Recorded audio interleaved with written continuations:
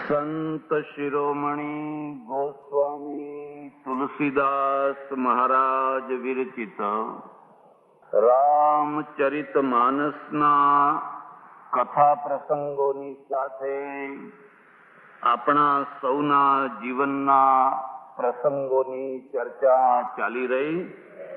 એક વાત ખાસ યાદ રાખજો, સંસારનો અર્થ થાય છે પરિવર્તન. સંસરતી ઇતિ સંસાર, જે હંમેશા સરક્યા કરે એનું નામ છે સંસાર.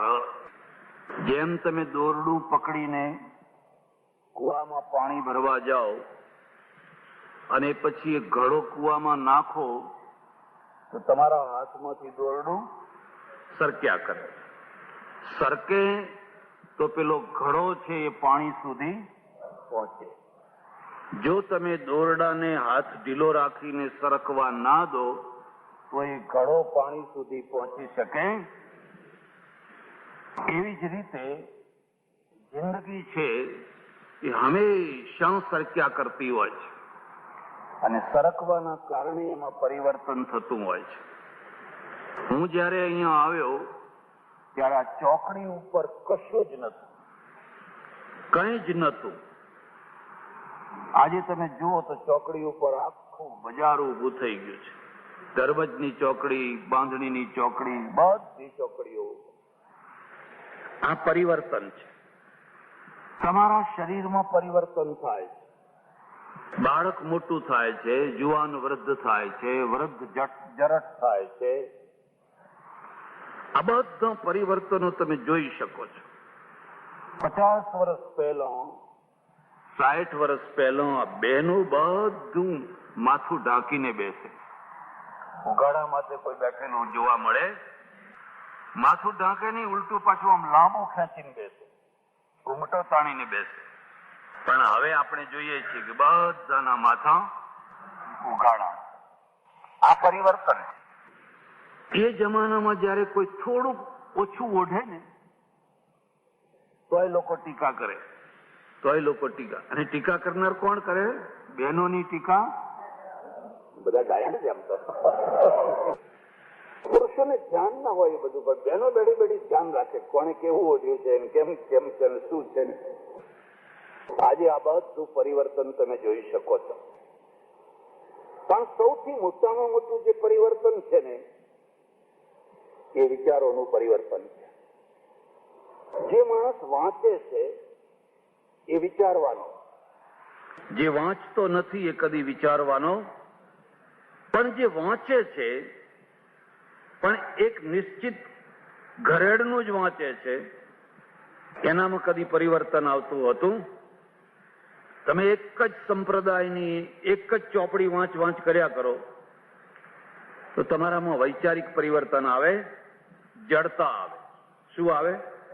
જડતા આવે. તમે ઘાંચીના બળદ જેવા થઈ જાઓ, એક ઘરેડમાં ફર્યા કરો. ઘાંચીને આ બળદને એ ઘરેડથી બહારની પણ દુનિયા છે એની એને ખબર હોતી, કૂપ મંડુક થઈ જાઓ. એટલે પોતાનો કોઈ સંપ્રદાય હોય એના કોઈ પુસ્તકનો પાઠ કરવો એ સારી વસ્તુ છે, કરો. પણ સાથે સાથે દુનિયાના બીજા પુસ્તકો પણ તમે વાંચો.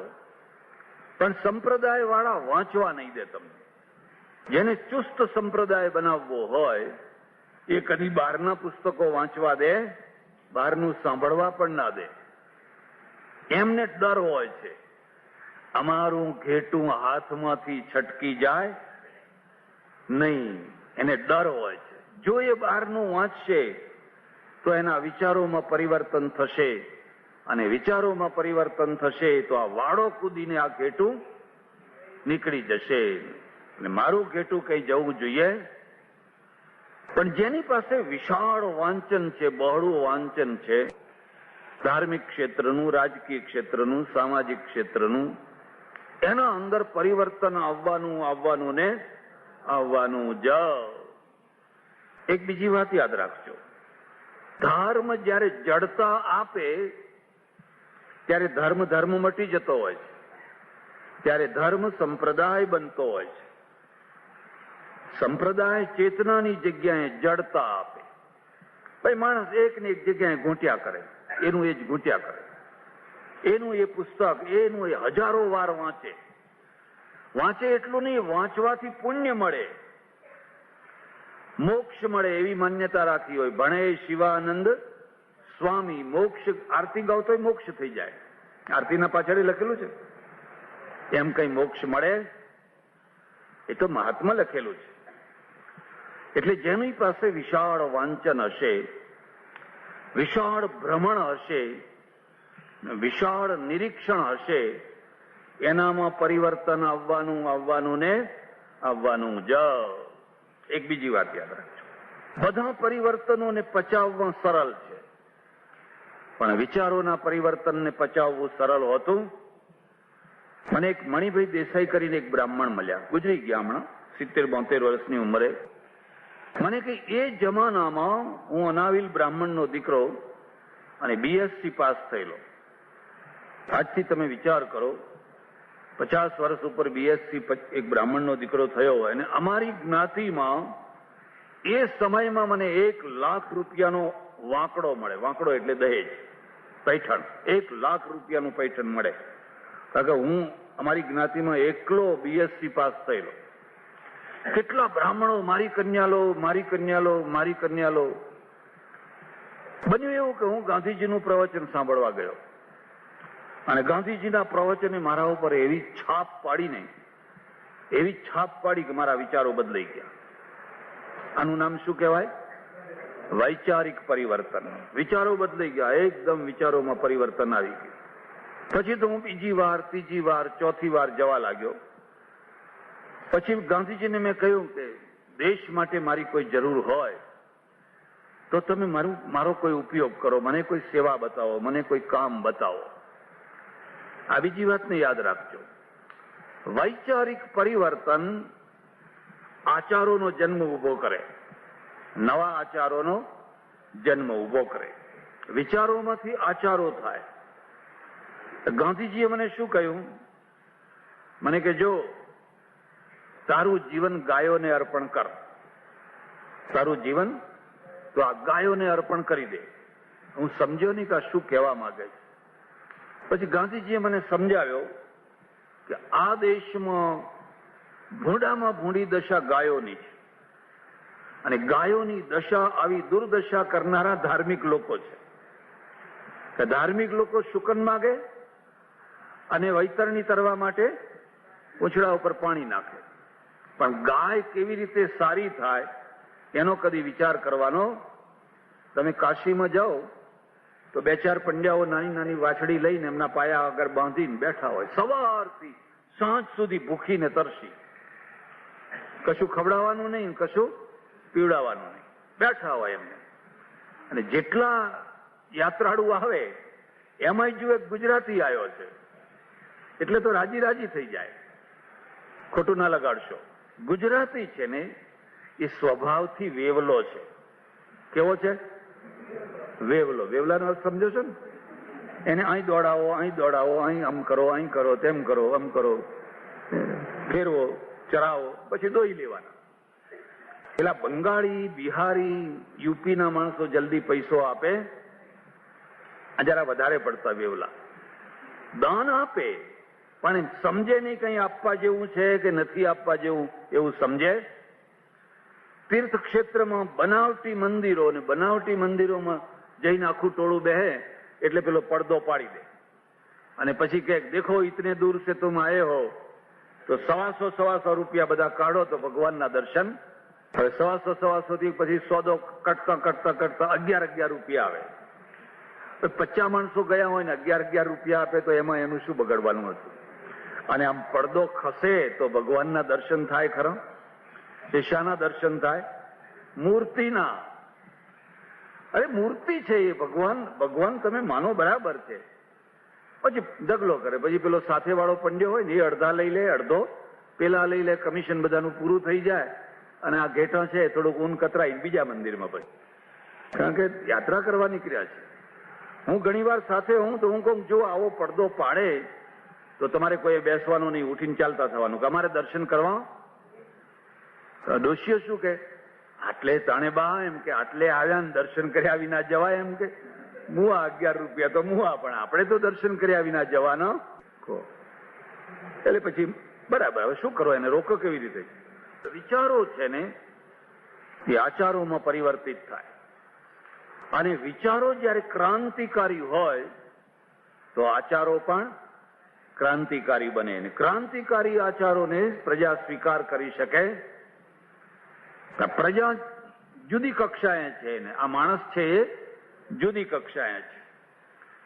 તે મણિભાઈ દેસાઈ મને વાત કરે, મેં તો ગાયોને જીવન અર્પિત કરી દીધું અને મનમાં નક્કી કર્યું કે હવે મારે લગ્ન કરવા.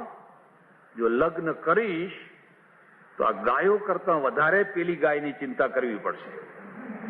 એ રાત દિવસ મારું માથું ખાશે કે આ લાવો, પેલું લાવો, ફલાણું લાવો, આ લાવો, આમ કરો. હવે આ દીકરીઓ મોટી થઈ, આ દીકરા મોટા થયા, મારે લગ્ન કરવા. મને કે બાપજી હું તમને શું વાત કરું, હું બ્રાહ્મણનો દીકરો, પણ મેં 400 ગાયોને ચીરી, મળદા 400 ગાયોના મળદા મેં જેમ ચમાર ચીરે એવી રીતે મેં ગાયોને ચીરી. ગાંધીજી મને કહેલું તું તારું જીવન ગાયોને અર્પણ કરી દે. અને મારી એક જ ઈચ્છા હતી કે ભારતમાં ફરીથી ગાયની પ્રતિષ્ઠા થાય. કારણ કે લોકોના મનમાં ધાર્મિકતા છે, પણ ગાયની પ્રતિષ્ઠા થઈ શકી. એનું કારણ શું છે? કારણ કે ગાય માત્ર ધાર્મિક ઉપયોગની વસ્તુ છે. એક બીજી વાત યાદ રાખજો, કોઈ પણ વસ્તુને બહુ ધાર્મિક બનાવી દો ને અતિ પવિત્ર બનાવી દો એટલે એ નકામી થઈ જાય. એક સજ્જન મારે ત્યાં આવ્યા, સળેખમ થઈ ગયેલું, શરદી થઈ ગયેલી. મેં કહ્યું આ છીંક ખાવ છો, આટલું બધું લીટ કાઢો છો, તુલસીનો ઉકાળો પીવો. આ તુલસી રહી. અરે મને કે શું બોલ્યા? તુલસીને ઉકાળાય નહીં એમ કે, તુલસી તો માતા કહેવાય, તુલસીનો ઉકાળો કરાય. ઓહો, હવે આ તુલસી માતા છે ને તુલસીનો ઉકાળો કરાય નહીં, તે ના પીધો એમણે. મેં કહ્યું તાર આનો ઉપયોગ શું કરશો? કે ઠાકોરજીના થાળમાં ધરાય, એને ઉકાળાય. તો હવે સારામાં સારી ઔષધિ ભગવાને તમને આપી, પણ અતિ ધાર્મિકતાના કારણે તમે એનો ઉપયોગ કરી શક્યા. આવી રીતે લસણ, ડુંગળી એવી કેટલી સારી સારી વસ્તુઓ, પણ એ બધી વસ્તુઓ તમારાથી દૂર થઈ ગઈ. મને કે 400 ગાયો મેં કાપી. 2, 4, 5 દિવસ થાય, કોઈ ગાય મરી ગઈ હોય તેને હું લાવું, બધું જોઉં અંદર કે આમાં શું છે, કેમનું પરિવર્તન કરવા જેવું છે. પછી અમે આખી ગાયનો પ્લાન બનાવ્યો, ગાયને સુધારવાનો પ્રયત્ન કર્યો. બધી લાંબી વાત છે પણ બહુ નહીં કરું તમને. પરદેશમાંથી ગાયો લાવ્યા, સાંઢો લાવ્યા, સંકરીકરણ કર્યું અને અહીંયા એક નવી ગાય ઉત્પન્ન કરી. એ નવી ગાય એવી ઉત્પન્ન કરી કે 10-12 લીટર દૂધ આપે અને 10-12 મહિના સુધી દૂધ આપે. આપણી ગાય હતી જે જૂની ગાય હતી એ લીટર દૂધ આપે અને 5 મહિના થતા વસુકી જાય. 5 મહિનાથી વધારે ચાલે. હવે કોણ રાખે એને, કોણ ખવડાવે? આનો પ્રચાર કર્યો. મહુવામાં ગૌશાળા, અને ગૌશાળાનો પ્રસંગને મણિભાઈ આવવાના અને બધા વૈષ્ણવો વિફરેલા મણિભાઈના ઉપર. તારો બાપ મુસલમાન હતો, આમ હતું, તેમ હતું, આવું થતું હશે, આ ભારત દેશ છે, કેમ આવું કેમ થયું? કારણ કે વૈચારિક ક્રાંતિના કારણે પેલાના આચારો જુદા થયા અને આમના આચારો હતા ત્યાં રહ્યા. પછી મને કાગળ લખ્યો, મને કે સ્વામીજી તમે અહીંયા આવો, અને આ તો આખું ગામ વિફરેલું છે, વાણિયા છે બધા વૈષ્ણવ, અને ગાળો બોલે છે. પછી હું ગયો. રાત્રે પ્રવચન થયું, 2 પ્રવચન થયા, અને એટલું બધું ગામ પાછું પરિવર્તિત થઈ ગયું કે લોકોના મગજમાં વાત બેસી ગઈ, વાત તો સાચી છે, આ કઈ ખોટું થતું.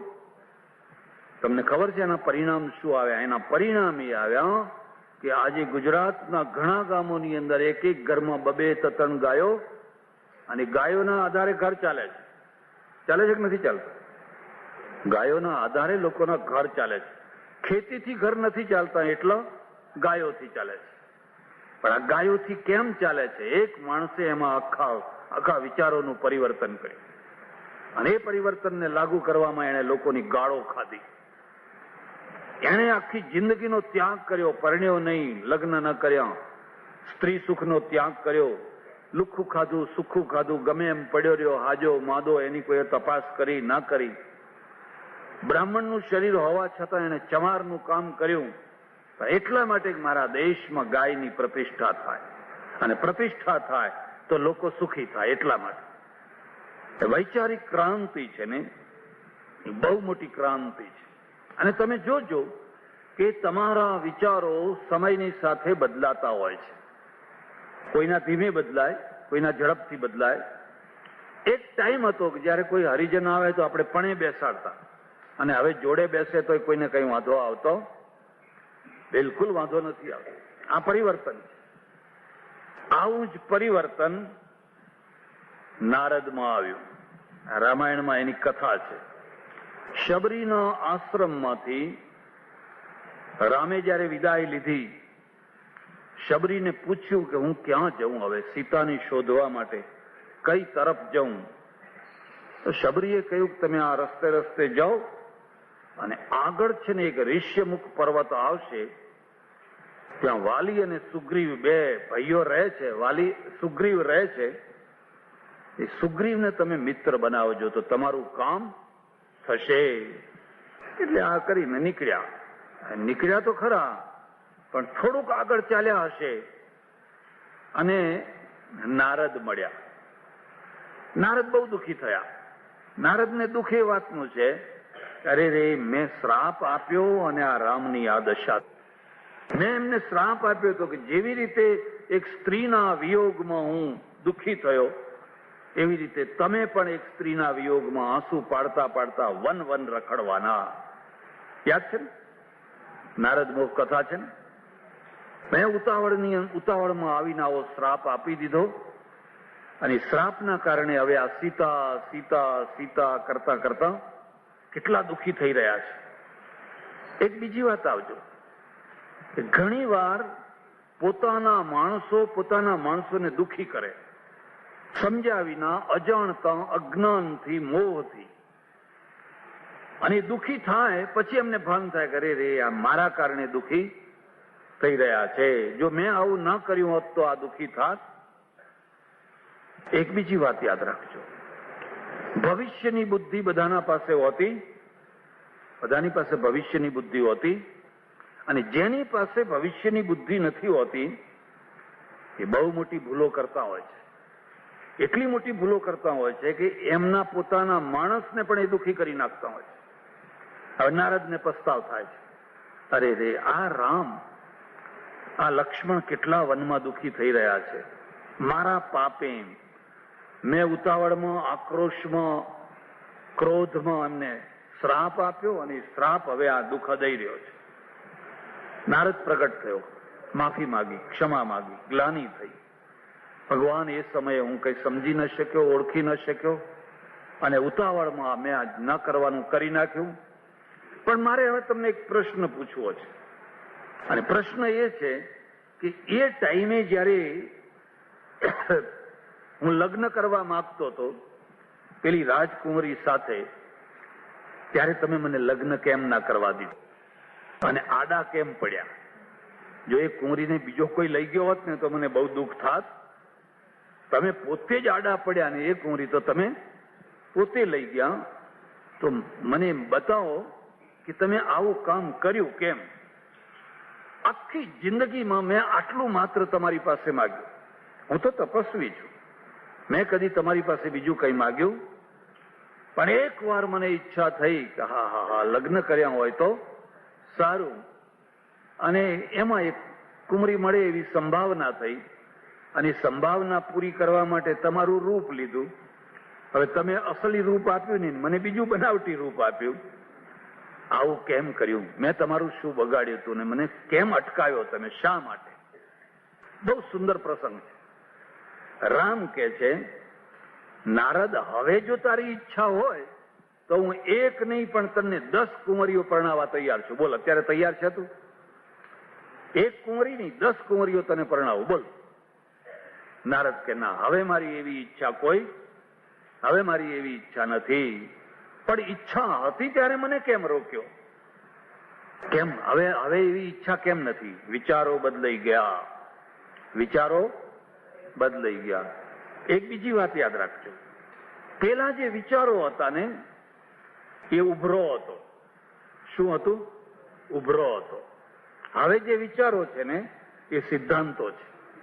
આ બેમાં આટલો ફરક છે. આપણા અંદર ઘણી વાર ઉભરો આવે, એને આવેગ કહેવાય. અને આવેગના કારણે જે વિચારો આવે ને એ સ્થાયી વિચાર હોય, એમાં સ્થિરતા ના હોય. એકદમ આવેગ આવી ગયો હોય. પછી તો રામે એમના એટલી સરસ વાતો કહી છે, પ્રમદા સબ દુઃખ ખાની તાતે કિન્ન નિવારણ મુનિ મે યહ જીય જાની. ખોટું ના લગાડશો, આ તો રામાયણમાં કહેલી વાત તમને કહું છું.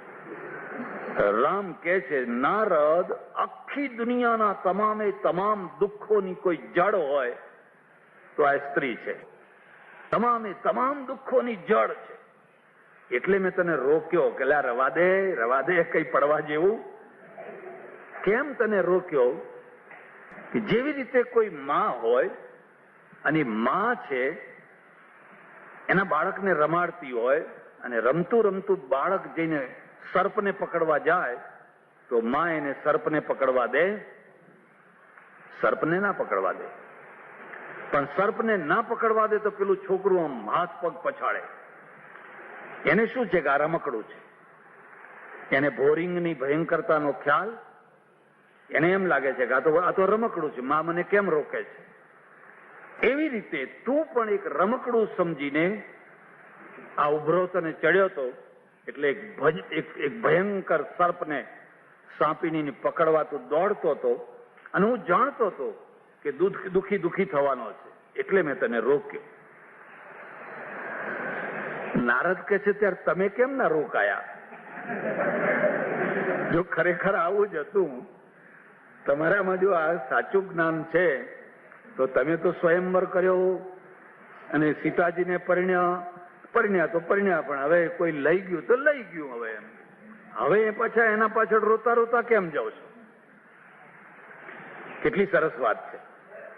રામ કે જો મેં જે શબ્દ વાપર્યો છે એના તરફ ધ્યાન દે. એટલે રામે જે શબ્દ વાપર્યો છે ને એ સમજવાનો છે. પ્રમદા સબ દુઃખ ખાની. પ્રમદા સ્ત્રીના કેટલાય નામ છે અને પુરુષના પણ કેટલાય નામ છે. બેયના કેટલાય, અને નામમાંથી ગુણો નીકળે છે.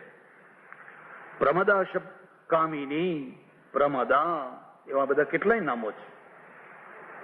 પ્રમદાનો અર્થ છે જે પ્રકૃષ્ટ મદ ચડાવે એનું નામ પ્રમદા, જે ભાન ભૂલાવે એનું નામ પ્રમદા. મદ એટલે દારૂ પીને જેમ માણસ ભાન ભૂલે ને, જેનાથી માણસ ભાન ભૂલે એનું નામ પ્રમદા કહેવાય. તું ભાન ભૂલ્યો તો. સીતાએ કદી મને ભાન ભૂલાવ્યું કે મારા ઘરમાં સીતા આવીને હું ભાન ભૂલ્યો? સંયુક્તાએ પૃથ્વીરાજને ભાન ભૂલાવ્યું કે નહીં? એટલે એ પ્રમદા થઈ. પણ સીતા મારા ઘરમાં આવી અને સીતાએ મને કદી ભાન ભૂલાવ્યું નથી, અને એટલા માટે સીતા પ્રમદા નથી. પણ તું જે રાજકુમારીને પરણવા માંગતો હતો એ હતી પ્રમદા. એટલે આ તાતે કિન્ન નિવારણ મુનિ મે યહ જીય જાની. તો કે ખબર શું પડે કે કોણ પ્રમદા છે અને કોણ પ્રમદા નથી ની ખબર શું પડે? કે ઉભરા વિના જો દાપણથી, સમજણથી, શાસ્ત્રથી, વડીલોના માધ્યમથી જો એ સંબંધ થયો હોય બંને પક્ષે તો કદાચ એમાં પ્રમદાપણું હોય. પણ કોઈની પરવા કર્યા વિના વડીલો આમ બોલતા હોય, પેલા આમ બોલતા હોય, જેને જેમ બોલવું હોય બોલે, પણ મારે તો આ કરવું છે ને કરવું છે. ત્યારે આ નિશો ચડ્યો છે, આ મદ ચડ્યો છે, અને મદ જેનાથી ચડ્યો છે એનું નામ છે પ્રમદા. એટલે તું સુખી ના થાત, તું દુઃખી થાત. વધારે ચર્ચા નહીં કરો. સ્ત્રીના ઘણા રૂપ બતાવ્યા. તો પછી નારદે તરત જ બીજી વાત કરી કે મહારાજ જો એ પ્રમદા હતી તો તમે શું કામ લઈ ગયા? એ પ્રમદા એ રાજકુમારીને તો ભગવાન જ લઈ ગયા ને. એટલા માટે લઈ ગયો કે દુનિયાને જે મદ ચડાવે એ મને મદ ચડાવે. તારા માટે એ પ્રમદા હતી, મારા માટે એ પ્રમદા હતી. મારા માટે એ પ્રમદા નથી, તારા માટે હતી. તું જીવ છે, તારી શક્તિ, તારું સામર્થ્ય અલ્પ છે. મારા માટે નોર્મલ વસ્તુ હતી. એટલી સરસ ચર્ચા કરી છે. અરે એટલી ઉપમાઓ આપી છે કે હું તમને આ બધી ઉપમાઓ સંભળાવું તો કાલથી આવતા જ બંધ થઈ જાવ કે આવું આપણે નથી સાંભળવું એમ. પણ મારે એ બધું સંભળાવવું તમને. પ્રસંગને જોજો. નારદ છે અત્યારે તપસ્યામાં તન્મય છે, સ્વસ્થ છે. અત્યારે એને કોઈ ઉભરો નથી, અત્યારે સ્વસ્થ છે. એટલે રામ પ્રસ્તાવ રાખ. બોલો 10 પરણાવું. બોલ પરણવું જ તારે? ના કે હવે મારે નથી પરણવું. નારદ પગે લાગ્યા અને કહ્યું કે સારું થયું. આનું નામ પરિવર્તન છે, વિચારોનું પરિવર્તન. પહેલા વિચારો જુદા, પછી પાછા જુદા. આટલું યાદ રાખજો કે આવેગના, લાગણીઓના, ઉભરાના જે વિચારો છે એ સ્થિર હોતા, અને જ્યારે પણ આવા ઉભરાઓ આવે ત્યારે એમ સમજવાનું કે આપણે કોઈના આશ્રયમાં રહીએ, કોઈની ઓથમાં રહીએ તો આ ઉભરો મટી જાય, પછી આપણે સ્વસ્થતાને પ્રાપ્ત કરી શકીએ. એટલે મા બાપનું કવચ જરૂરી છે, વડીલોનું કવચ જરૂરી છે. 18, 20, 22 વર્ષના છોકરા છોકરીઓ હોય એમને તો બહુ ઉભરા આવે. અને ઉભરામાં જઈને કૂવામાં પડે, ખાડામાં પડે, પછી દોષ કોનો? પછી રડે, મને આવી ખબર નથી. પણ તને રોકનારા કેટલા હતા? અને રોકનારા હતા છતાં તમે રોકાયા કેમ નહીં? મારા ઓળખીતા એક સજ્જન, એની દીકરી છે ગમે ત્યાં બીજે પરણી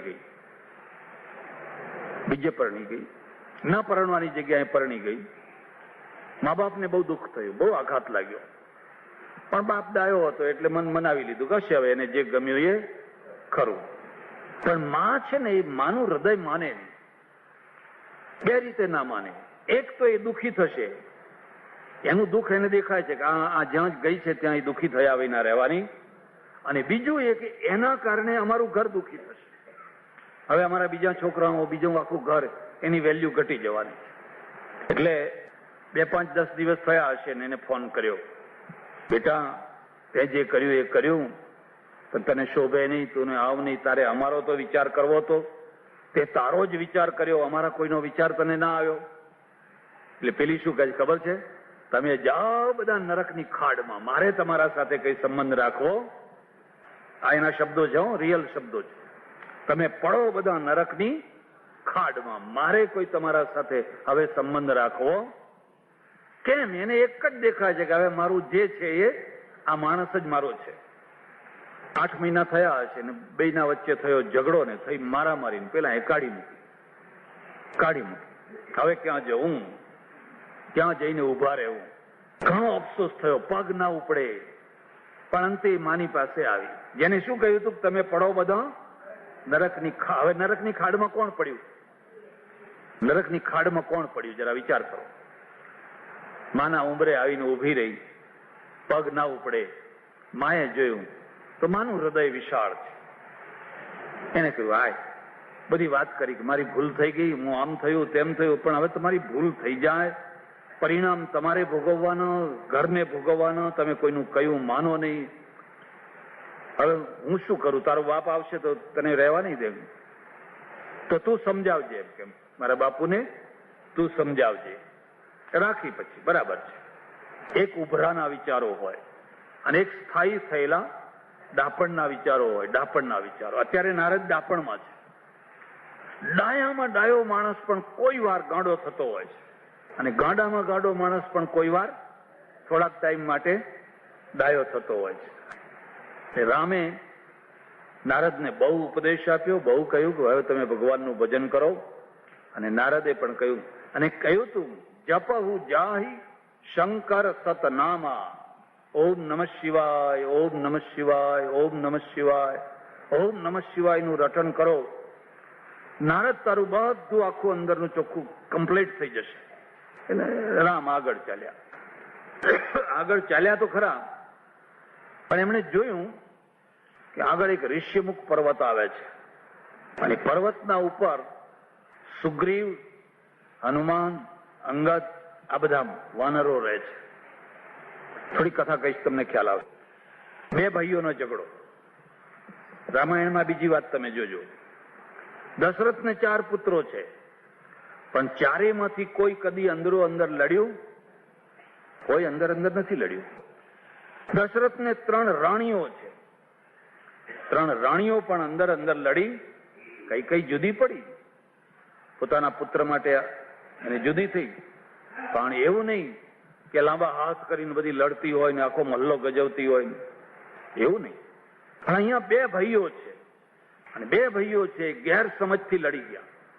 90% ઝઘડાઓ ગેરસમજના થતા હોય છે, 10% જ સમજણના થતા હોય છે. અને સમજણના જે ઝઘડા થતા હોય છે ને એનું સમાધાન આપોઆપ થઈ જતું હોય છે. ગેરસમજના ઝઘડા મોટા થતા હોય છે. બન્યું એવું કે વાલી મોટો ભાઈ અને સુગ્રીવ નાનો ભાઈ કિષ્કિંધા નગરી, આ કાંડનું નામ જ કિષ્કિંધા કાંડ છે. રાજ કરે, રાત્રે મય દાનવ આવ્યો, એક દાનવ આવ્યો અને દરવાજાની બહાર એને સાલ ઠોકીને લલકારવા માંડ્યો. વાલી, તારામાં શક્તિ હોય તો આવી જા, હું તને તારી સાથે લડવા આવ્યો છું, લડવા. વાલી તો તરત જ બહુ બળવાનો હતો, બહુ હિંમત વાળો હતો, એકલો નીકળી પડ્યો. એકલો નીકળ્યો એટલે સુગ્રીવને થયું મારો મોટો ભાઈ એકલો જાય છે ને કદાચ કંઈ થઈ જાય તો માટે મારે પણ જવું જોઈએ. ચાણક્ય એક બહુ સરસ વાત લખી છે કે આ કૂતરા પાસેથી શું શીખવાનું. તો કૂતરા પાસેથી કંઈ શીખવા જેવું ખરું? કૂતરા પાસેથી પહેલી તો વફાદારી શીખવાની. એ કદી નમક હરામ થાય? નમક હરામ ના થાય, તમારો રોટલો ખાય. અમારે એક બુલ્લે શાહ થયા ફકીર પંજાબમાં, એને કાફીઓ લખી છે, એટલી સરસ કાફીઓ લખી છે. એને કહ્યું જો આ કૂતરાને જો ખસમ દે ઘર નહીં છળ દે, એ તમારા આંગણે બેઠું હોય અને ભૂ દઈને ધોકો મારે. ઘણા છોકરા મોટા માણસોને એવી થઈ હોય કૂતેલા કૂતરાને મારે, આ બહુ અપલક્ષણ કહેવાય. એને કાઢી મૂકવું હોય તો ઉઠાડીને કાઢી મૂકો, પણ એને બિચારાને સુતેલાને એકદમ જોરથી એવો ધોકો મારે ને, બહુ કુટેવ કહેવાય, બહુ ખરાબ ટેવ કહેવાય. એટલે પેલું આવું કરતું ભાગી જાય. પણ થોડીક વાર થાય એટલે વળી પાછું આવીને બેસે. બીજો ધોકો મારો તો ફરી પાછું આવીને બેસે. ત્રીજો એ એના ખસમ એટલે એનો ધણી છે, એ ધણીના ઘરને છોડતું, એને મારો, એને અપમાન કરો, એને ધુતકારી કાઢો, પણ પોતાના માલિકના ઘરને એ છોડતું. અને બોલ્યા તે કેટલા માલિક બદલ્યા, તે તારા કેટલા માલિકોના ઘર છોડ્યા. આજે આ મંદિરમાં દોડે, પ્રસાદ સારો ના હોય પણ સારો પ્રસાદ હોય કે જાય કરીને ત્યાં દોડે પાછા, જ્યાં સારું લાગે ત્યાં. હવે આ કૂતરું સારું કે આ માણસ સારો? એ પોતાના માલિકનું ઘર છોડતું એ પેલો તો બદલ્યા કરે છે, રોજ બદલ્યા કરે છે. ચાણક્ય લખે છે કે આ કૂતરા પાસેથી તમારે કેટલીક વાતો શીખવાની છે. અને એમાંની એક વાત શું શીખવાની છે કે એક કૂતરું પણ ભસ્યું હોય ને એના ઉપર આપત્તિ આવી હોય તો જેટલા કૂતરા જ્યાં હોય, ઊંઘતા હોય, જાગતા હોય, બેઠા હોય, બધા દોડવા, લૂલા હોય, લંગડા હોય, કુરકુરિયા હોય, ગમે તે હોય, પણ એક કૂતરું પછી બેસી રહે. એમાં જે કુરકુરિયા હોય ને પાછળ ઉભા બસે. એ જાણે કે આપણે આગળ જવા જેવું. એટલે પેલા દાખિયા કૂતરા હોય આગળ જાય, પછી સેકન્ડ ગ્રેડમાં પેલા સેકન્ડ વાળા ઉભા રહે, થર્ડ ગ્રેડમાં પેલા કુરકુરિયા હોય ને એ સૌથી છેલ્લા ઉભા પણ હવ કરતા હોય પાછા. એવું નહીં કે હવે આપણે શું ભલે મરતું હોય આપણે કઈ લેવા દેવા, એવું નહીં. બધા હા લડે ક્યારે? એ જયારે કોઈ એને રોટલો નાખે, એ રોટલાના ટુકડા માટે અંદર લડી મરે, એ વખતે લડે. પણ જ્યાં બીજાના સાથે લડવાનું થયું નહીં કે બહારનું કૂતરું આવ્યું નહીં કે એક સાથે બધા ઉમટી પડે. માણસો આવું કરે ખરા? માણસો તો રાજી થાય કે બરાબર છે, એને ટીપવા દો. માણસો એવું કરે તો હવે માણસો સારા કે આ કૂતરા સારા? એટલે પેલા મોટો ભાઈ લડવા નીકળ્યો, નાના ભાઈએ વિચાર કર્યો કે મારાથી ઘરમાં બેસી, આ રાત છે, અંધારી રાત છે, રાક્ષસ ચડી આવ્યો છે, કેવો હશે, કોણ હશે, કેટલા માણસો હશે, અને હું ચૂપચાપ બેસી રહું એ મને શોભે? એટલે નાનો ભાઈ સાથે ગયો. આગળ પેલો રાક્ષસ ને પાછળ આ બે ભાઈઓ પડ્યા. બે ભાઈઓમાં બહુ પ્રેમ, અનન્ય પ્રેમ, અનન્ય પ્રેમ. રાક્ષસે જોયું કે અમને હું પહોંચી શકું એમ નથી, એટલે પર્વતની એક ગુફામાં બેસી ગયો. હવે શું કરવું? એને છોડીને આવતા રહેવું? પેલો બાલી છે ને બહુ ક્રોધમાં આવી ગયો છે. એને કોઈ છોડવો નથી, દુશ્મનનો કાંટો કાઢીને રહેવું છે. સુગ્રીવ તો અહીં ઉભો રહે, અને હું અંદર જઉં છું અને એને મારીને પાછો આવીશ, ને 15 દિવસ મારી રાહ જોજે, અને 15 દિવસ સુધી જો હું ના આવું તો તારે એમ સમજવાનું કે હું હવે જીવતો રહ્યો. ગયા અંદર. 15 દિવસ થયા પણ કોઈ આવ્યું. હવે સુગ્રીવને સંશય થયો, કરવું શું શું? આ 15 દિવસ, અને એટલામાં જોયું તો લોહીની ધારા નીકળી, લોહીની મોટી ધારા નીકળી. એટલે એને ખાતરી થઈ ગઈ કે મારા ભાઈનું મૃત્યુ થઈ ગયું છે, અને હવે પેલો રાક્ષસ હમણાં નીકળશે અને મને મારશે, માટે હવે મને મારો જીવ બચાવવા. એટલે એને શું કર્યું? બહુ મોટી શિલા હતી ને પથ્થરની, એ શિલા લાવીને પેલા આગળ ગુફા આગળ મૂકી દીધી કે જેથી પેલો નીકળી શકે. અને પછી આવ્યો ઘેર કિષ્કંધા. આવીને વાત કરી કે ભાઈ બાલીનું તો મૃત્યુ થઈ ગયું છે, અને હવે કઈ આપણે વાલીની રાહ જોવાય. પછી બધા ભેગા થયા, મંત્રીઓએ ભેગા થઈને કહ્યું ભાઈ ગમે એમ હવે ગાદી ઉપર તમે બેસો, કઈ રાજ ગાદી વિનાનું રહે, માટે ગાદી ઉપર તમે બેસો. અને એને બેસાડ્યો ગાદીએ. આ એક પ્રસંગ. પેલી તરફ શું થયું કે ખરેખર વાલી જીવતો હતો, મરાયો તો રાક્ષસ. વાલી આવ્યો તો જોયું તો બારણું બંધ કરી દીધું, ગુફા તો બંધ કરી દીધેલી. એટલે તરત જ મનની અંદર ડાઉટ પડ્યો કે હા સુગ્રીવના ધંધા, આ સુગ્રીવના ધંધા છે. એક બીજી વાત યાદ રાખજો, જ્યાંના બે હિતો ટકરાતા હોય ને, એક જ હિતમાં બે માણસો વચ્ચે ભળેલા હોય, ત્યાં શંકા કુશંકા થવાની ને થવાની જ. એક જ પેઢીમાં બે ભાગીદારો હોય, ડાયો માણસ હોય તો ઉપર આવવાના છે, પણ એને અંદર થાય કે આ માણસ ગલ્લામાંથી લઈ તો નથી જતો ને, આ કઈ ચોપડો તો આગો પાછો નથી લખતો ને.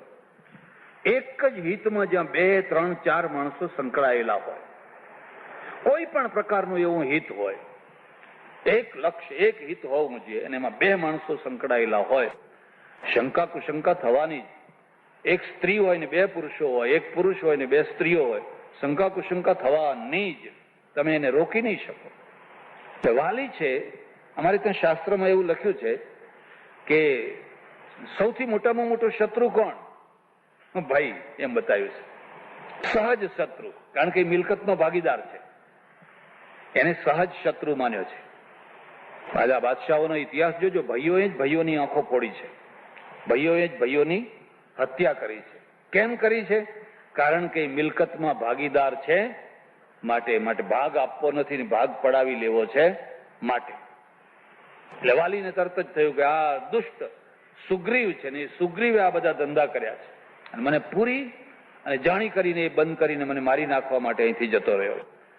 એટલે ક્રોધી સ્વભાવ, ઉગ્ર સ્વભાવ, અને એવા ક્રોધમાં ને ક્રોધમાં આવ્યો તો અહીંયા બરાબર જુએ છે તો સુગ્રીવ તો સિંહાસન ઉપર બેઠેલો છે, રાજા થઈને બેઠેલો, મુગટ પહેર્યો છે, અને એની પત્ની છે એ રાજરાણી થઈને બેઠેલી છે.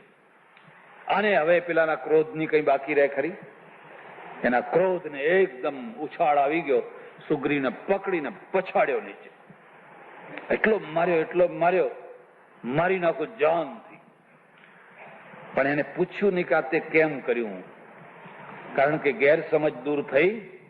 એક બીજી વાત પણ યાદ રાખજો, જે ઘરમાં કોઈ ઘર એવું નહીં હોય સમજવાનું કે કોઈને કોઈ ગેરસમજ દૂર કરનારું માણસ છે. ઘરમાં એક માણસ એવું હોય કે બધાની ગેરસમજ દૂર કરી દે. ગામમાં એક એવું હોય, કુટુંબમાં એક એવું હોય, સંસ્થામાં એક એવું હોય કે કંઈ ગેરસમજ થઈ હોય તો બધાને ભેગા કરી અને એકબીજાને બધી વાત ચર્ચા કરી, પૂછી અને ગેરસમજ દૂર કરી દે, શાંતિ થઈ જાય. પણ જો એવો માણસ ન હોય તો ઝઘડાઓને કોઈ રોકી શકે? કુટુંબના કુટુંબ બરબાદ થઈ જાય, ગામના ગામ બરબાદ થઈ જાય. એટલે આ બીજી વાતને યાદ રાખજો, તમારા ઘરની અંદર ગેરસમજ ફેલાવનારા વધારે ભેગા થયા છે કે ગેરસમજ દૂર કરનારા વધારે ભેગા થયા છે? જો ગેરસમજ ફેલાવનારા વધારે ભેગા થયા હોય તો તમે શાંતિથી રહી શકવાના, તો તમે દુઃખી થઈ જવાના છો. પણ એક પણ ડાહ્યું માણસ હોય અને ગેરસમજ દૂર કરવાનો પ્રયત્ન કરતું હોય તો ઘણા ઝઘડાઓ આપોઆપ શાંત, 90% ઝઘડાઓ શાંત થઈ જાય. વાલી અને સુગ્રીવના રાજ્યમાં ગેરસમજ દૂર કરે એવી કોઈ વ્યક્તિ નહીં, કોઈની તાકાત નહીં, કોઈની હિંમત નહીં, કોઈ બોલી શકે નહીં.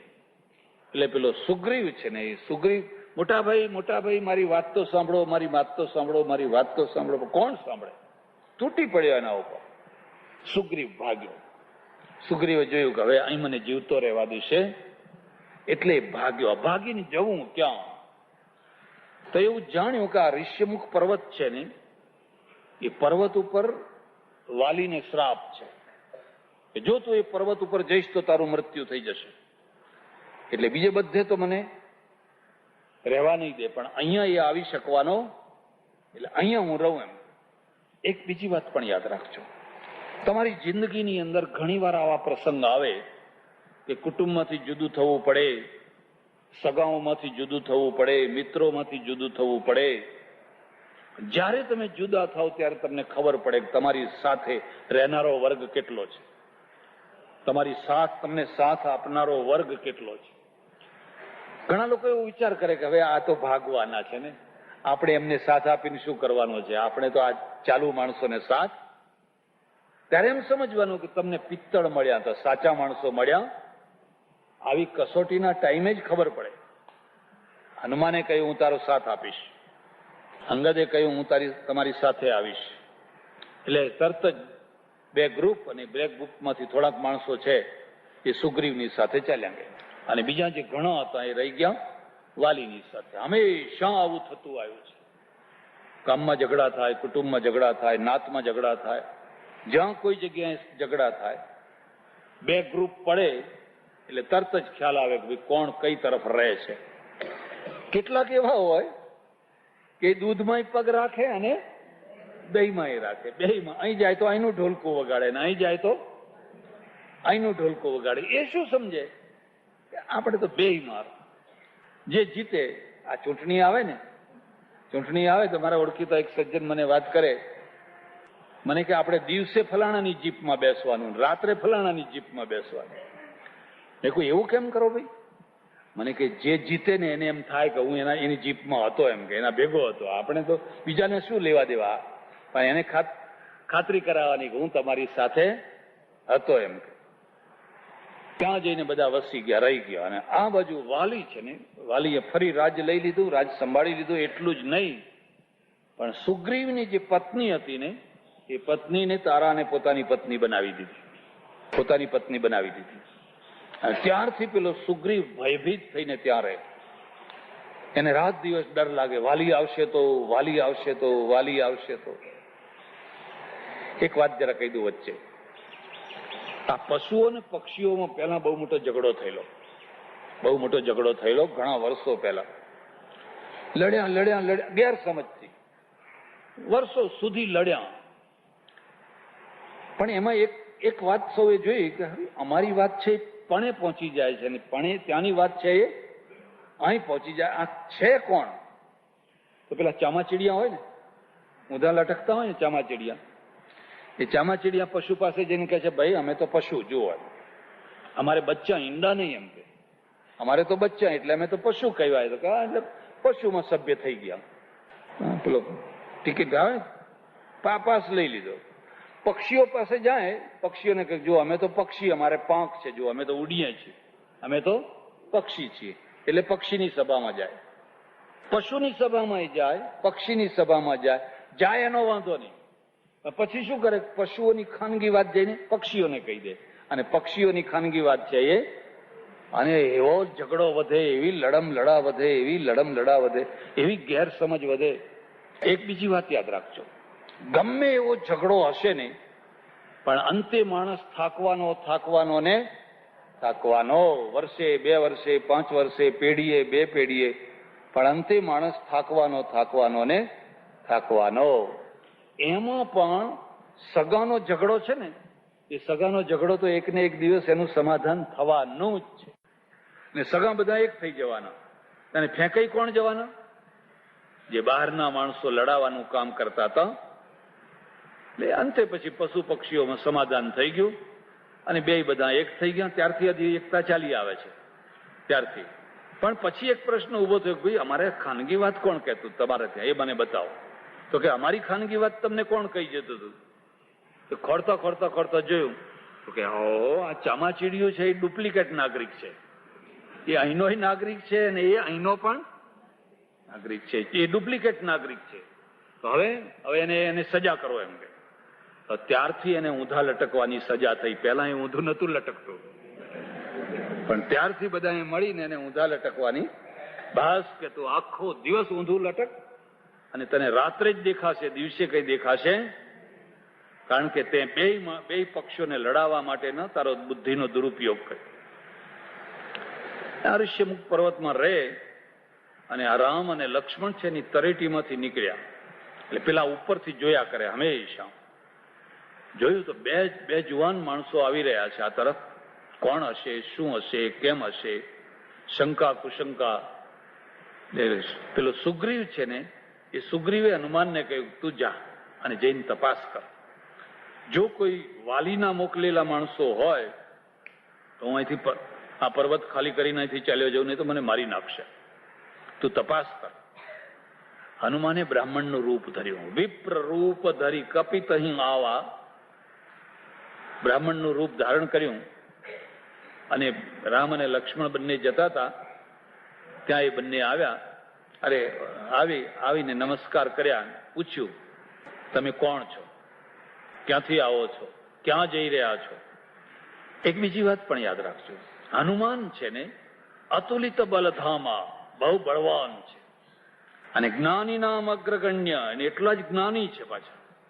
ભીમના માટે આ શબ્દો નથી વાપરાયા. ભીમ બલવાન છે, પણ હનુમાન તો બલવાન પણ છે અને જ્ઞાનીમાં અગ્રગણ્ય પણ છે. એને સીઆઈડી કરતા આવડે, એ ગુપ્તચર પણ છે, બધું જ છે. પછી રામે કહ્યું અમે દશરથના દીકરા છીએ, અયોધ્યાના રાજકુમાર છીએ, અમારા ઉપર આપત્તિ આવી પડી. અમારું કુટુંબ બહુ સુખી હતું, રાજ્ય સુખી હતું, બધા જ લીલા લહેર હતી. પણ અમારી સાવકી માને ગેરસમજ થઈ અને એ બધામાંથી એક ઇતિહાસ નિર્માણ થયો અને 14 વર્ષ અમારે વનમાં નીકળવું પડ્યું છે. અમે 13 વર્ષથી વનમાં ભટકીએ છીએ. હવે એમાં અમારી પત્નીનું હરણ થયું છે, સીતા એનું નામ, અને એનું હરણ થયું છે. એને શોધવા માટે અમે નીકળ્યા છીએ. ખબર નહીં કોણ લઈ ગયું, ક્યાં લઈ ગયું, શું થયું, પણ અમે જ્યાં સુધી એને શોધશું નહીં ત્યાં સુધી અમને શાંતિ મળવાની. તુલસીદાસ છે ને એ લખે છે કે પહેલી દ્રષ્ટિએ જે હનુમાનને એમ લાગ્યું કે ઓહો આ તો મારો નાથ છે, આ તો કોઈ સમર્થ છે. વર્ષોથી હું જેની શોધ કરું છું, વર્ષોથી હું જેની ઝંખના કરું છું, એ મારે આંગણે આવીને તેરે દ્વાર ખડા ભગવાન ભગત ભર દે જોલી, તેરે દ્વાર ખડા ભગવાન. પહેલી નજરમાં, પહેલી મુલાકાતમાં હનુમાન ઓળખી ગયા, પગમાં પડ્યા, ચરણોમાં પડ્યા. ઘણી વાર ઓળખવું બહુ કઠિન હોય છે. સુગ્રીવ પાસે લઈ ગયા, હનુમાને પોતાનું વાસ્તવિક રૂપ બતાવ્યું, હું હનુમાન છું. પછી તો સુગ્રીવની સાથે ભાઈબંધી કરી, મૈત્રી કરી. આ બીજી વાતને પણ સમજજો. તમારે જો મોટું કામ કરવું હોય અને એકલાથી એ કામ ના થઈ શકતું હોય તો તમારે સમર્થ લોકોને મિત્ર બનાવવા જોઈએ. અને સમર્થ લોકોને મિત્ર બનાવવાની તમારી શક્તિ ન હોય તો તમે મોટું કામ કરી શકો, તમારી તાકાત નહીં તમે મોટું કામ કરી શકો. અને સમર્થ લોકોને મિત્ર બનાવવા એ સરળ કામ હતું. એવું નહીં ચા પાણી પીવડાય એટલે મિત્ર થઈ ગયા, ફિસ્ટા આપી કે જમણવાર કર્યો એટલે મિત્ર થઈ ગયા, તો એ સમર્થ નથી. સમર્થને મિત્ર બનાવવા માટેનું સામર્થ્ય જોઈએ. ત્યાં ગયા પછી તો કોઈએ વાત કરી કે હા, કેટલાક દિવસો પહેલા આકાશમાંથી એક રથ જતો હતો, એક સ્ત્રી એમાં હતી ને રામ રામ રામ એમ ચીસો પાડતી હતી, અને અમને જોઈને એને થોડાક દાગીના નીચે નાખ્યા છે. એ દાગીના પડ્યા છે, કો તો લઈ આવો. એટલે રામ કહે છે લઈ આવો, જોવું તો ખરો એ શું દાગીના છે. અને ઝટ બધી નાખેલી વસ્તુઓ લઈ આવ્યા. રામે આંખ સાથે અડાડ્યા અને ભાવ વિભોર થઈ ગયા. ઓહો હો, આ તો બધા સીતાના જ દાગીના છે. ચાલો, એક નિમિત્ત તો મળ્યું કે ના મળ્યું? એટલી તો ખાતરી થઈ કે આપણે જે દિશામાં આવ્યા છીએ એ દિશા ખોટી. આ તો સીતાના જ છે. લક્ષ્મણને કહ્યું, તું જો આ કોના દાગીના છે, ઓળખતું એમ. અહીંયા બહુ રામાયણકારે અહીંયા બહુ એક મહત્વની વાત મૂકી દીધી. કેયુરે નૈવ જાનામિ કુંડલે નુપુરે ત્વેવ જાનામિ નિત્યમ પાદાભિવંદનાત. આ જે કેયુર છે એને હું જાણતો નથી. નૈવ જાનામિ કુંડલમ, અને કુંડલ છે એ કુંડલને પણ હું જાણતો. નુપુરે ત્વેવ જાનામિ, આ પગના જે નુપુર છે, ઝાંઝર છે, એને હું જાણું છું. કેમ કે હું રોજ સીતાજીને પગમાં પડીને વંદન કરતો. મેં કદી ઊંચી આંખ કરી અને સીતાના સામે જોયું? મેં કદી ઊંચી આંખ કરીને નથી જોયું. એટલે મેં કદી જોયું નહીં કે એના કાનમાં કેવા કુંડળ છે કે કેવું બધું બીજું બધું કેવું પહેરેલું છે. આ શું કહેવાય? આને ભાવુક વાતો કહેવાય. 13 વર્ષ સુધી દિયરને ભોજાઈ એક સાથે રહેતા હોય ને ના જોયે એવું બને ખરું? ના જોયે એવું બને ખરું? એટલે આપણા ત્યાં તો શું પછી છે કે નાના ભાઈની પત્ની છે ને એ મોટા ભાઈની લાજ કાઢે, પણ મોટા ભાઈની પત્ની નાના ભાઈની લાજ કાઢે. એટલે કદાચ લક્ષ્મણની પત્ની હોય અને આમ લાંબો ઘૂંઘટો તાણતી હોય તો રામે ના જોયું હોય, પણ આ તો લાડકો દિયર છે, નાનો દિયર છે, પેલો મોટો ભાઈ છે, કેમ નહીં જોયું હોય? નહીં, રામાયણ છે ને એ રામાયણ એક સમાજની રચના કરવા માંગે છે, એક મૂલ્યો ઊભા કરવા માંગે છે. એ શું ઊભું કરવા માંગે છે કે નિરંતર એક સાથે રહેનારા જે સ્ત્રી પુરુષો, વાતને સમજજો. પછી એ દિયર હોય, ભાભી હોય, કાકી હોય, ફોઈ હોય, કાકા હોય, મામા હોય, કોઈ પણ પ્રકારનો સંબંધ હોય, કોઈ પણ પ્રકારનો, પણ જો એ જોવાની મર્યાદા નહીં રાખે તો જોતા જોતા જોતા જોતા કોઈને કોઈ વાર આંખની અંદર ઝેર આવ્યા વિના રહે. બધા દિવસો કઈ સરખા હોય, કોઈને કોઈ ટાઈમે પણ આંખની અંદર વિકાર આવ્યા વિના રહેશે. એટલે એક મર્યાદા મૂકી દીધી કે ભાઈ તમારી નજર નીચી રાખો, તમારી નજરને સાચવો. જો વગર જોતી આંખોનો દુરુપયોગ કરશો તો એક દિવસ એટલું રડવાનું આવશે, એટલું રડવાનું આવશે, એટલું પસ્તાવાનું આવશે કે તમે પસ્તાઈને રડી રડીને મરી જશો તો જિંદગી સુધરવાની. અમે 13 વર્ષથી રહીએ છીએ. મેં કદી આંખ ઊંચી કરીને સીતાના સામું જોયું? નુપુરે ત્વેવ જાનામિ. અને આ તો એવું છે કે રામ તો ઘણી વાર બહાર ગયા હોય, દિયર ભોજે એકલા હોય. કઈ એવું તો ના હોય 24 કલાક રામ હાજર ને હાજર હોય.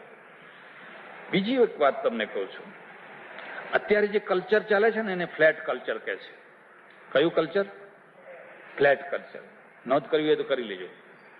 સ્લમ્સ કલ્ચર એટલે ઝૂંપડપટ્ટીનું કલ્ચર, ગૃહ કલ્ચર, ફ્લેટ કલ્ચર અને બંગલા કલ્ચર.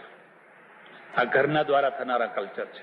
જે લોકો ઝૂંપડપટ્ટીમાં રહે છે, મુંબઈમાં જુઓ લાખો પતિઓ ઝૂંપડપટ્ટીમાં રહે છે. એમના ઘરમાં ટીવી છે, ફ્રીજ છે, સુખી છે, પણ ઝૂંપડપટ્ટીમાં રહેવું પડે છે કારણ કે મકાન નથી મળતું. કાયદો એવો ભાડાનો છે, કોઈ મકાન આપતું નથી. ઝૂંપડપટ્ટીમાં રહે છે તો એનું આખું કલ્ચર જ જુદું છે. અડી અડી અડી અડી અડીને એકબીજા એટલા બધા હોય કે એમાં તમે ના તમારી પત્નીને સાચવી શકો, ના દીકરીને સાચવી શકો, ના વ્યસનોથી સાચવી શકો. તમારે એમ માની જ લેવાનું કંઈ રહીએ જ. અને ત્યાં ગુંડાઓ ભારે, ટેક્સ વસૂલ કરનારા ભારે, માથા ભારે માણસો ભારે, કાયદાને ઘોડીને પી જનારા માણસો ભારે. આ મુદ્દાને યાદ રાખજો. જે મોહલ્લામાં આબરૂદાર માણસો રહેતા હોય એ જ મોહલ્લો ઉત્તમ કહેવાય, એને ભદ્ર સમાજ કહેવાય. એ ગાળો ના બોલે, કઈ થયું હોય તો એ હલકી કક્ષાએ ના જાય. એ તો ભદ્ર સમાજ છે, ઊંચો સમાજ છે. ત્યાં રમતા છોકરાને પણ ગાળો બોલતા ના આવડે. હવે એક કલ્ચર એવું છે કે ત્યાં માએ ગાળો બોલે છે, બાપે ગાળો બોલે છે, બધા જ ગાળો બોલે છે, છોકરાએ ગાળો બોલે છે. એક ઝૂંપડામાં જ રહે છે એટલે કોઈ મર્યાદા નથી રહેતી, કોઈ પ્રકારની મર્યાદા નથી રહેતી. એટલે બધા બધું શીખે છે. એને સ્લમ્સ કલ્ચર કહેવાય. પછી ગૃહ કલ્ચર આવ્યો.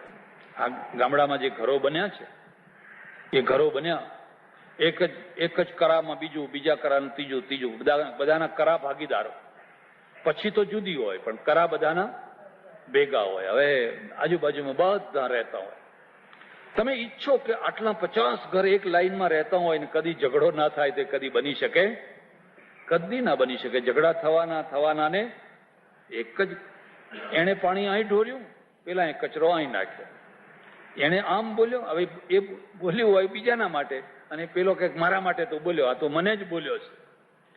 અને ઘણા લોકો તો એવા હોય ને કે હંમેશા બાયો ચડાવીને ઝઘડા કરવા માટે તૈયાર ઉભા જ હોય. એમને કઈ બાયો ચડાવી પડે? એમની બાયો ચડેલી જ હોય. જ્યારે જુઓ ત્યારે એમની બાયો ચડેલી હોય. કારણ શું છે? પડોશમાં સજ્જન માણસો મળ્યા છે. એ કહે કજિયાનું મોઢું કાઢું, બોલીશ નહીં, જા ઘરમાં આવતી રહે, બોલીશ નહીં, એમ કરીને બૈરી બોલતી હોય તો એને ઘરમાં લઈ લે. એટલે પેલાની બાયો વધારે ચડે, એ વધારે ને વધારે ઝઘડા કરતા થઈ જાય. પણ આ જે લાઈન બંધ બધા ઘરો છે ને, એનું એક મોટું સુખ એ છે કે તમારા ઘરમાં જલ્દી કોઈ ચોરી ના થાય, અને તમારા ઘરનું બીજી રીતે પણ રક્ષણ. બીજી રીતે તમે ઘર હો ના હો તો તમને કોઈ ચિંતા નહીં, કે આખો મોહલ્લો બધું સાચવતો હોય, સચવાતું હોય, આપોઆપ સચવાતું હોય. પછી આવ્યું ફ્લેટ કલ્ચર. હવે આ ફ્લેટ કલ્ચર નવું આવ્યું. એમાં ઊંચા તોતિંગ મકાનો હોય ને સૌના પોતપોતાના ફ્લેટ હોય. અને ફ્લેટની વિશેષતા એક બારણું બંધ કરીને અંદર બેસવાનું. ઘરની વિશેષતા એક બારણું બંધ કરાય, બારણા ઉઘાડા જ રખાય. થોડા દિવસે જો બારણા બંધ કરો તો લોકો કહે, જો ને આ બારણું બંધ કેમ કર્યું?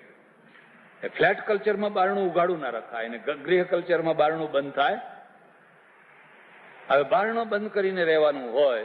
પતિ બિચારો ગયો હોય નોકરી કરવા માટે, સસરો હોય, પુત્રવધુ હોય, 2 જણા એકલા જ હોય, દિયર હોય, અથવા દિયર ને ભાભી હોય, અથવા જેઠ ને, આ બધા એક એવા હોય. હવે એક જ ફ્લેટની અંદર રહેતા હોય, એમાંથી એક નવી પરિસ્થિતિ ઊભી થઈ જાય, આખી નવી પરિસ્થિતિ ઊભી થઈ જાય.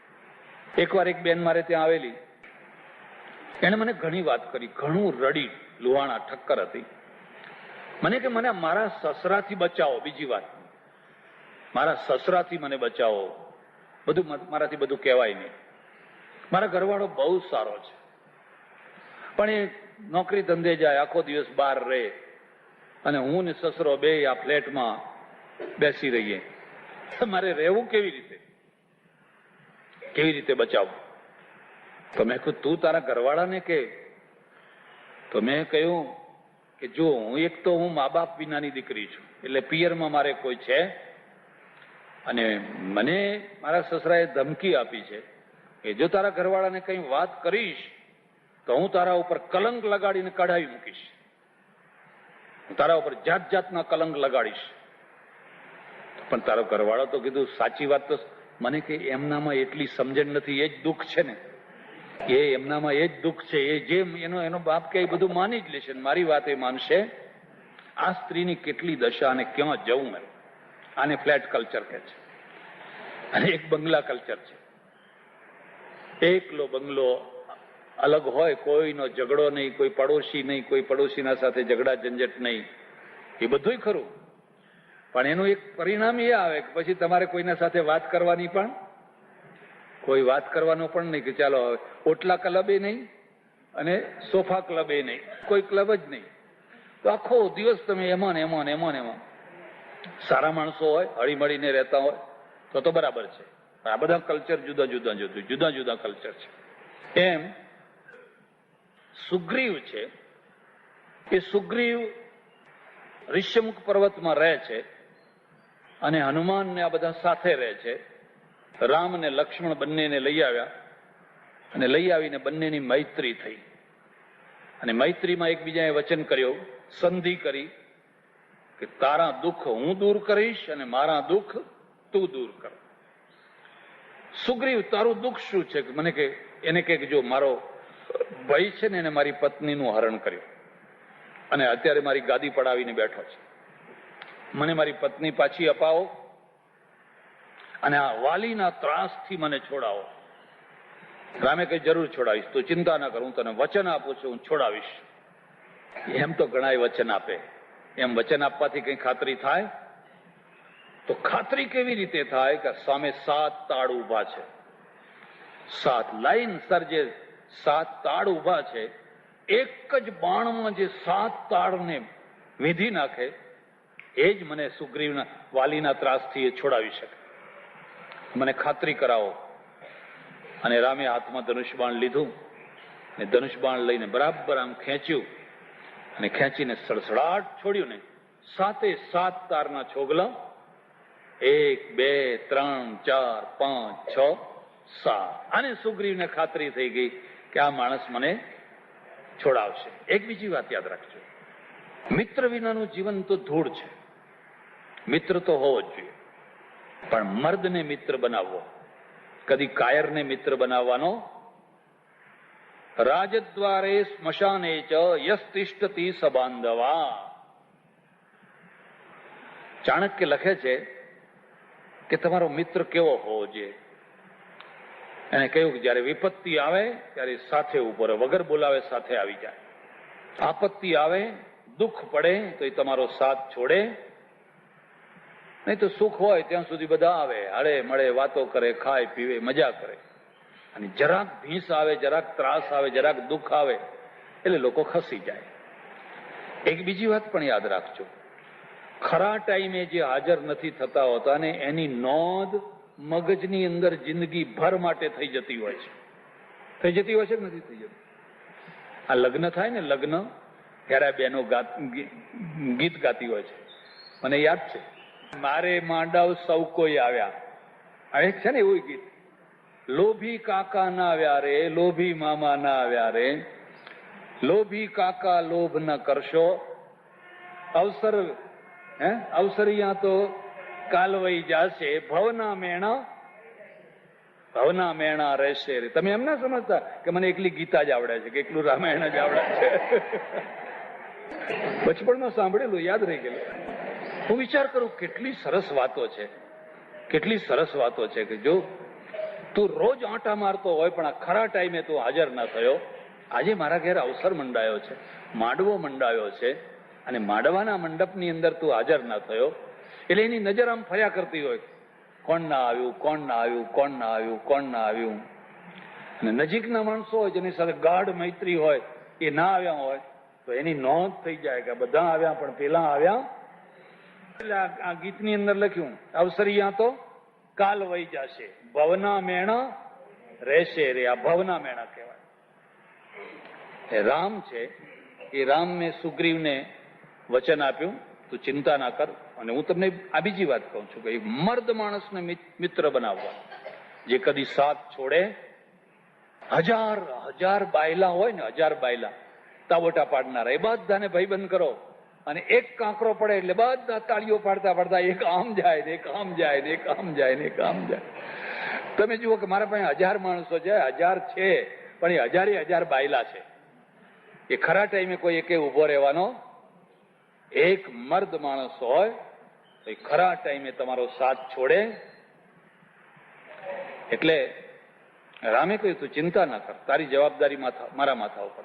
તો સુગ્રીવે કહ્યું મારું વચન લો. આકાશ પાતાળ એક કરીને ગમે ત્યાંથી અમે સીતાની શોધ કરવાના ને આ બેયની સંધિ થઈ. આ બેયની અંદર સંધિ થઈ. પછી તો વાલીને મારવાનો આખો કાર્યક્રમ ઘડાઈ ગયો. સુગ્રીવને કહ્યું તું જા, વાલીને લલકાર, અરે મને મારી નાખે, તમને ખબર નથી, એનો એક મુક્કો પડે ને તો હું તો મરી જઉં. પણ તું ચિંતા ના કર કે હું બેઠો છું, હું બેઠો છું ને. એટલે તમે નાથદ્વારા કોઈ વાર જજો, રણછોડજી જજો, ડાકોર જજો, મંદિરમાં જઈને જોજો ભગવાન ઉભા કેમ છે. એક બેઠેલા ભગવાન હોય, એક સુતેલા ભગવાન હોય ને એક ઉભા ભગવાન હોય. ભગવાન ઉભા કેમ છે? નાથજી બાવા તો છે ને આમ એક હાથ આમ રાખેલો છે ને એક હાથ આમ રાખેલો છે. કોઈ વાર તો એ મૂર્તિનું રહસ્ય સમજો કે આ મૂર્તિ શું કહેવા માંગે છે. એટલા માટે ઉભા છે કે એની શરણમાં આવનારા ભક્તને ખાતરી આપે છે કે તું ચિંતા ના કર, તારા માટે હું ખડે પગે જ્યારે જુઓ ત્યારે ઉભો છું ને ઉભો છું. ખડે પગે ઉભો છું. નથી કહેતા કે તો અમારે ત્યાં ખડે પગે ઉભા રહે, રસોડું સંભાળી લે, ફલાણું સંભાળી લે, આમ કરી લે. તમારે ચિંતા નહીં કરવાની. એક આટલી વસ્તુ આગી પાછી ના થવા દે. ખડે પગે ઉભા છે. ભગવાન તમને ખાતરી આપે છે કે તારા માટે હું ખડે પગે જ્યારે જુઓ ત્યારે ઉભેલો છું, તું ચિંતા ના કર, મારી શરણમાં આવ. તો સુગ્રીવને તૈયાર કર્યો અને તૈયાર કરીને મોકલ્યો. એને થપાટો મારવા માંડીને વાલી ગર્જના કરીને નીકળ્યો અને બેયની વચ્ચે મલ્લ યુદ્ધ થયું. સુગ્રીવને તો એવો માર પડ્યો ને બૂમો પાડતો ભાગીને આવતો રહ્યો, તમે મને ક્યાં મોકલ્યો, ક્યાં વાલી ને ક્યાં હું, મને મારી નખાવો ચકશું. રામે કહ્યું કે જો મને ખબર નથી પડતી, બે એક સરખા દેખાવ છે, એટલે મારે બાણ મારવું તો કોને મારવું? બે ટ્વિન છે, જોડકા છે, એટલે બેયના ચહેરા બધું સરખું છે, મને ખબર નથી પડતી.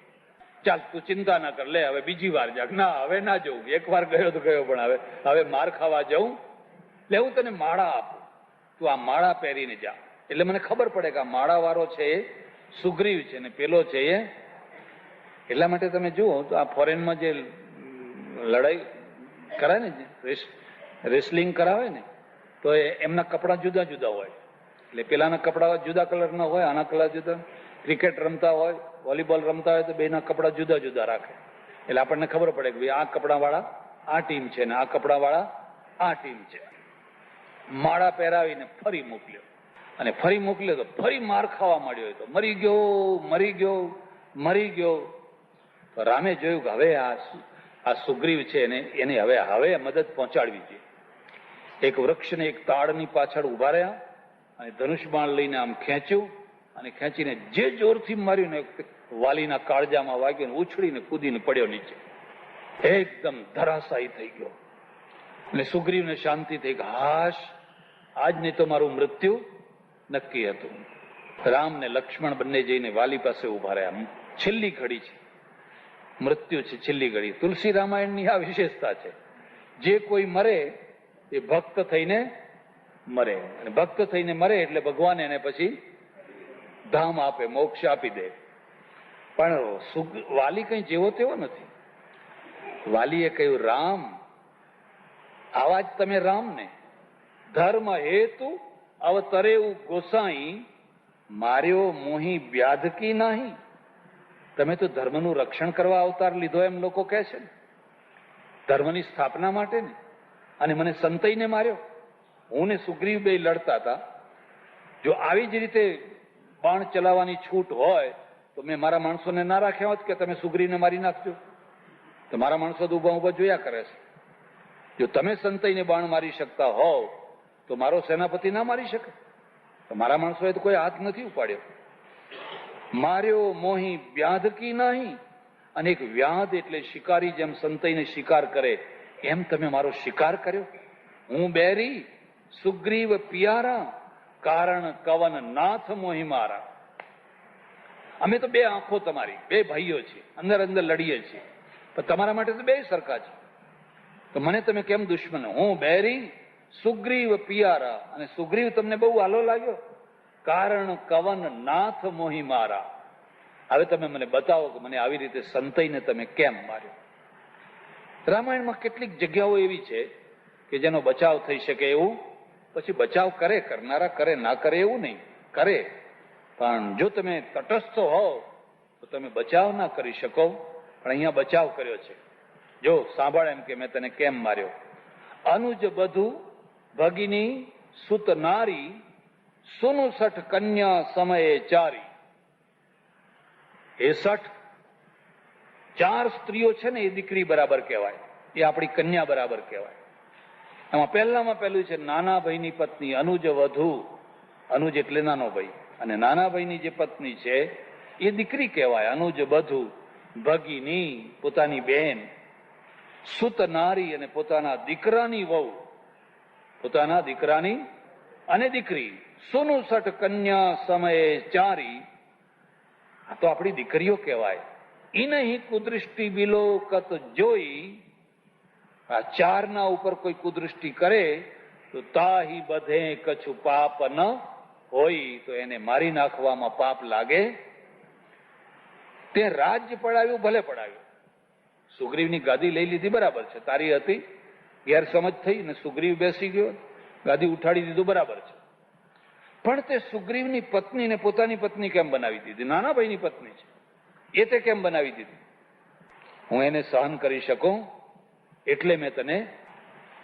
વાલી જ્યારે મરે છે ત્યારે એના દીકરાનું નામ છે અંગદ, અને એ અંગદ છે ને એ અંગદને રામને સોંપે છે મરતા મરતા. જુઓ આ બેયની ઉત્તમતા જુઓ. વાલીએ અંગદને એમ ના કહ્યું બેટા આનું વેર વારજે, એ તો કહી શકે કે ના કહી શકે? આ તારો કાકો અને આ કાકાનો ભાઈબંધ મને છેતરીને છળ કપટ કરીને મને માર્યા છે, માટે તું એનો બદલો લેજે, એવું ના કહ્યું. પણ એને કહ્યું અંગદ, મેં જિંદગીમાં ભૂલ કરી અને એનું પરિણામ હું ભોગવું છું. હવે તું રામની શરણે રહેજે અને તારા કાકાને ગાદીએ બેસાડજે, અને હંમેશા કાકો ને ભત્રીજો એક થઈને રહેજો, અને એક થઈને રહેશો તો આ કિસ્કિંદાને કઈ વાંધો આવશે. આ વાતને સમજજો. મરતા મરતા છેલ્લી ઘડીએ પણ જો સદબુદ્ધિ આવે તો મરણ સુધરી જાય. ભલે આખી જિંદગી કુબુદ્ધિ રહી, પણ મરતા મરતા જો છેલ્લી ઘડીએ સદબુદ્ધિ આવી જાય, આ વાલીને સદબુદ્ધિ આવી, અને ઘણા ખરાને મરતા મરતા કુબુદ્ધિ આવે. આખી જિંદગી સદબુદ્ધિ રહી હોય પણ મરતા મરતા કુબુદ્ધિ આવે, અને ન કરવાનું ન કહેવાનું એ વારસદારોને કહી જાય. એ અંગદને સોંપી અને સુગ્રીવ છે એ સુગ્રીવના માથે હાથ મૂક્યો. તું મારો ભાઈ, ગેરસમજ થઈ, આપણે એકબીજાને સમજી ન શક્યા, હું તને સમજી ન શક્યો, અને ક્રોધમાં આંધળો થયો, અને આંધળો થઈને આ બધો મોટો અન્યાય કરી દીધો. હવે તું ખુશીથી શાંતિથી રાજ ભોગવ. અને વાલી છે એ વાલી હતો એ પરલોક સુધાવી ગયો.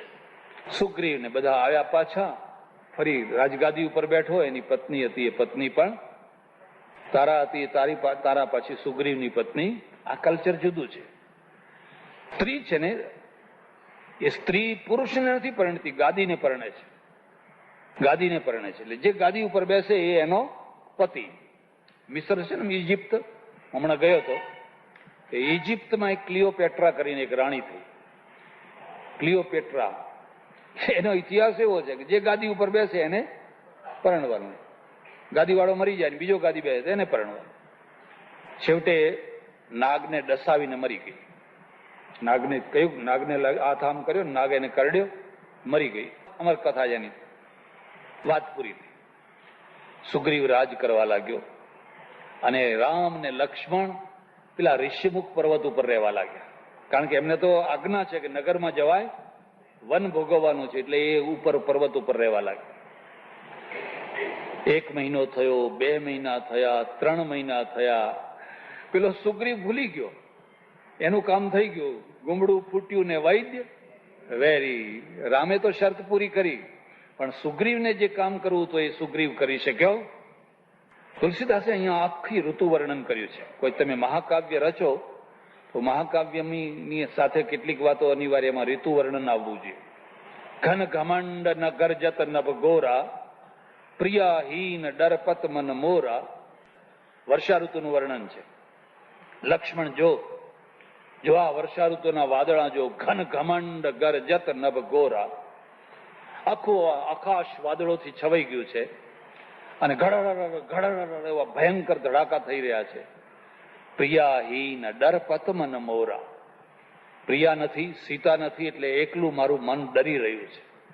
ઉલટી વાત છે, ઉલટી વાત છે. અર્થાત અત્યારે આવી વીજળીને આવા કડાકા થતા હશે તો સીતાનું મન ડરતું હશે. ત્યારે કડાડા કરીને કાટકો થાય. પુરુષ ના ડરે, પણ એકલી સ્ત્રી હોય તો ફફડી ઉઠે, એકદમ ફફડી ઉઠે. તરત જ એને એમ થાય હમણાં મરી જશું તો એને ઓથ જોઈએ, એને ટેકો જોઈએ, એને હૂંફ જોઈએ.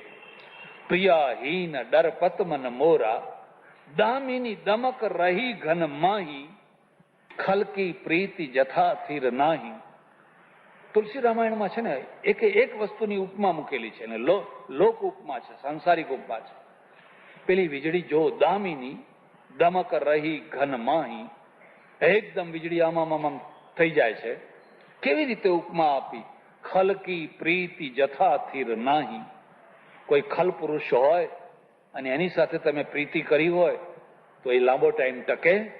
એ પેલી વીજળી આમ થઈને પછી અંધારું, ગાઢ અંધારું. વીજળી ચમકે તો આંખ બંધ થઈ જાય એટલો ચમકારો હોય કે ન હોય? તમારી આંખ બંધ થઈ જાય એટલા જોરથી અને કાન ફાટી જાય એટલું. પણ જ્યાં એ અડધી મિનિટ 1-5 સેકન્ડ થઈ ના થઈ ને પછી ગાઢ અંધકાર. પેલું ટમકું સારું, નાનું દીવડું હોય ને, આટલું નાનું દીવડું હોય, આખી રાત ટમ ટમ ટમ ટમ ટમ ટમક્યા કરે. એ પરોડિયું સવાર સૂર્યોદય થાય ત્યાં સુધી તમારો સાથ છોડે. પેલો ચમકારો ક્ષણનો છે અને આ ટમકું આખા જીવનનો છે. ખલકી પ્રીતિ જથા સ્થિર નાહી. જો ખલ પુરુષોની પ્રીતિ કેમ સ્થિર નથી હોતી? પેલા આવી ચમકે ને પછી કઈ નહીં. બૂંદ પરે અઘાતગીરી કૈસે. તું જો જો જો આ પર્વતોના ઉપર બારે મેઘ તૂટી પડ્યા છે, ધાડ ધાડ ધાડ ધાડ ધાડ ધાડ. બૂંદ પરે અઘાતગીરી કૈસે. પણ આ પર્વતો કેવા ઉભા છે, આમ સ્થિર થઈને કેવા ઉભા છે, જરાય ડોલતા નથી, જરાય ડગતા નથી. ખલકે બચન સંત સહે જૈસે. કઈ ઉપમાઓ આપી છે, કઈ ઉપમાઓ આપી છે. ખલ પુરુષો હોય, દુષ્ટ પુરુષો હોય અને કોઈ સંતના ઉપર એટલી બધી ગાળો આપે, એટલી બધી નિંદા કરે તો પેલો જરાય વિચલિત થયા વિના એકદમ અડગ થઈ અને જેમ આ પર્વત છે એ વર્ષાને સહન કરે છે, એમ ખલકે બચન સંત સહે જૈસે. એટલી સરસ સરસ ઉપમાઓ આપેલી છે. આખી આખી સમાજની રચના. ભૂમિ પરાભા ઢાબર પાણી. અરે જો જો જો આ ભૂમિની અંદર જે પડેલું પાણી છે ને, વરસાદનું પાણી કેવું દેખાય તને? જીમી બ્રહ્મ માયા લિપટાની. આકાશમાં કેટલું શુદ્ધ હતું, એને ડિસ્ટિલ વોટર કહેવાય. કોઈ ક્ષાર નહીં, કોઈ દોષ નહીં. ઉપર કેટલું શુદ્ધ હતું અને જ્યાં જમીનમાં આવીને પડ્યું એટલે કાદવ થઈ ગયું, કિચડ થઈ ગયું. પછી એ વહેતું પાણી હોય એનું આચમન ના કરાય. ભૂમિ પરાભા ઢાબર પાણી. જીમી બ્રહ્મ માયા લિપટાની. એમાં આત્મા છે, આ બ્રહ્મ છે, આ પરમાત્મા છે, આ આત્મા છે, એ જયારે ઉપર હતો ત્યારે એકદમ શુદ્ધ હતો, એકદમ શુદ્ધ હતો. અને અહીં નીચે આવ્યો અને માયા એની સાથે લપટાઈ ગઈ એટલે પેલા કાદવ જેવું પાણી થયું. એવી એની દશા. હા હા હા. લક્ષ્મણ કે છે આજ તો કઈ તમે સરસ વાતો સંભળાવી, સરસ વાતો સંભળાવી, પણ હજુ તો વસંત ઋતુ બાકી છે, હજુ તો ઉનાળાની ગ્રીષ્મ ઋતુ બાકી છે, એવી બધી ઘણી ઋતુઓ બાકી છે. તો રામ કે કાલે સંભળાવશું, આજ ઉતાવળ કરીશ. કૃષ્ણ કનૈયા રામચંદ્ર ઉમાપતિ મહાદેવ પવન સુત હનુમાન કી સનાતન ધર્મ કી સદગુરુદેવ કી જય. વૈદ્યનાથ મહાદેવ કી. નમઃ પાર્વતી પતે હર હર મહાદેવ હર. શ્રી રામ જય રામ જય જય રામ.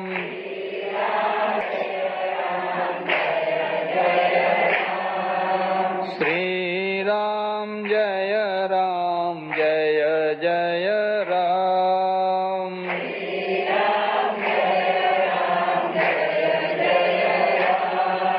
શ્રી રામ જય રામ જય જય રામ.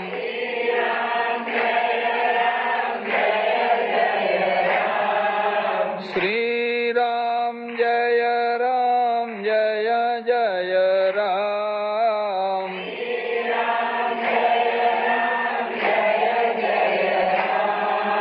શ્રી રામ જય રામ જય જય રામ.